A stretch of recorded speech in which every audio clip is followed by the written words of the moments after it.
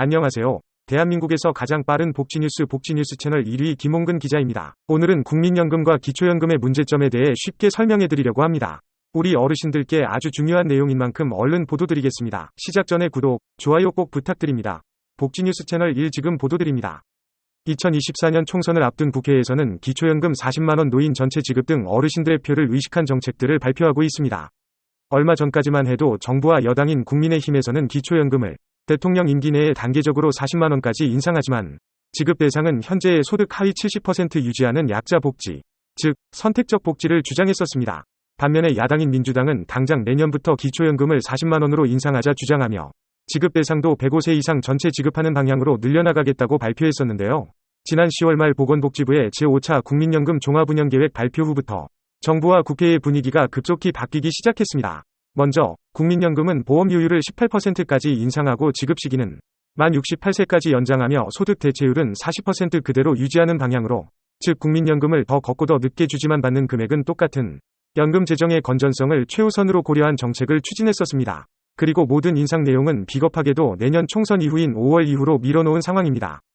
따라서 여야의 기초연금 정책에 대한 지급 시기와 지급 대상의 차이가 있긴 하지만 기초연금을 40만원까지 인상하자는 데는 이견이 없는 것으로 보아 머지않아 기초연금 40만원 시대가 도래할 것으로 예상되는데요. 그렇다면 현재 국민연금 가입자의 상황은 어떨까요? 먼저 국민연금 가입자가 받을 수 있는 연금에는 3가지 종류가 있습니다. 국민연금을 10년 이상 납부하고 지급 연령이 되었을 때 받을 수 있는 노령연금, 국민연금 가입자가 장애를 입었을 경우 받을 수 있는 장애연금, 국민연금 가입자가 사망했을 경우 유족이 받을 수 있는 유족연금입니다. 이렇게 허리띠 졸라매고 열심히 납부해야 받을 수 있는 국민연금의 2023년 현재의 월평균 수령액은 61만 원인데요. 더 심각한 것은 금액대별 수급자 현황입니다.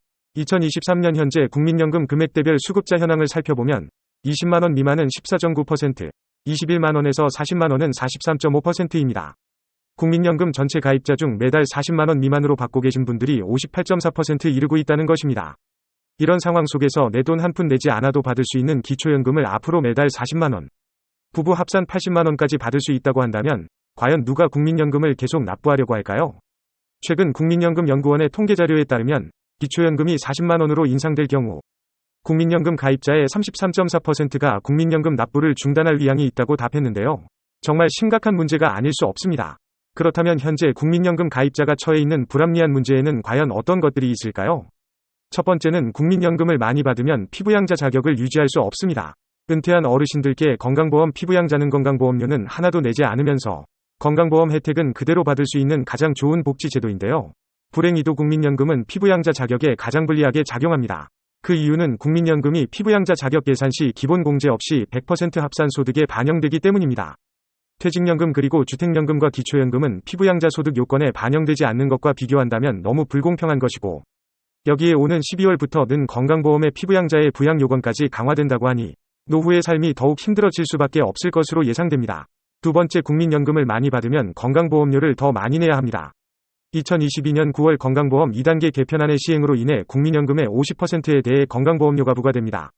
2022년 8월까지 국민연금의 30%에 부과하고 있던 것과 비교한다면 20% 늘어난 금액인데요. 기초연금과 주택연금 등에는 건강보험료가 부과되지 않는 것과 비교한다면 상당히 불리하다고 볼 수 있습니다.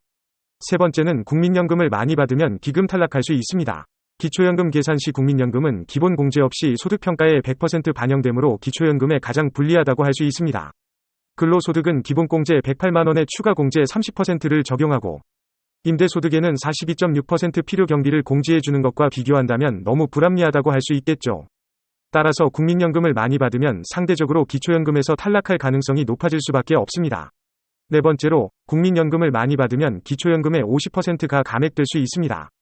현재 2023년 기준으로 국민연금을 48만 4,770원을 초과해서 받을 경우 기초연금 32만 3,182 50%인 16,590원이 감액될 수 있습니다. 이는 국민연금 연계 감액제도 때문입니다. 마지막으로, 국민연금을 많이 받을 경우 소득세를 더 많이 내야 합니다. 앞에서 말씀드린 것처럼 국민연금에 건강보험료가 부과되는 동시에 소득세도 부과됩니다. 하지만 기초연금과 주택연금에는 건강보험료에 이어 소득세도 부과되지 않습니다. 위에서 이야기한 것처럼 2023년 현재 대한민국의 노인 빈곤율 문제는 단순히 기초연금을 40만원까지 인상한다고 해결될 수 있는 문제가 아닙니다. 기초연금, 국민연금, 건강보험료에 이어 공무원 연금까지 연계하여 해결해 나가지 않는다면 더 큰 사회적 문제에 직면할 수밖에 없다는 것은 유럽의 복지 선진국의 사례에서도 명확히 확인할 수 있습니다. 정부가 얼른 이 문제를 해결하여 어르신들께 도움이 되었으면 하는 바람입니다. 대한민국에서 가장 빠른 뉴스 복지 뉴스 채널 1. 지금까지 기초연금과 국민연금에 대한 문제점을 전해드렸습니다. 기초연금이 안고 있는 기본적인 문제점을 보완하기 위해 상식이 통하는 세상이 되기를 바라며 오늘도 어르신들의 행복한 인생을 응원하겠습니다. 앞으로도 최신 소식을 받아보고 싶으시다면 구독과 좋아요, 알림 설정 부탁드립니다. 다음 시간에 더 좋은 정보로 찾아뵙겠습니다. 지금까지 복지뉴스 채널 1 김기자였습니다.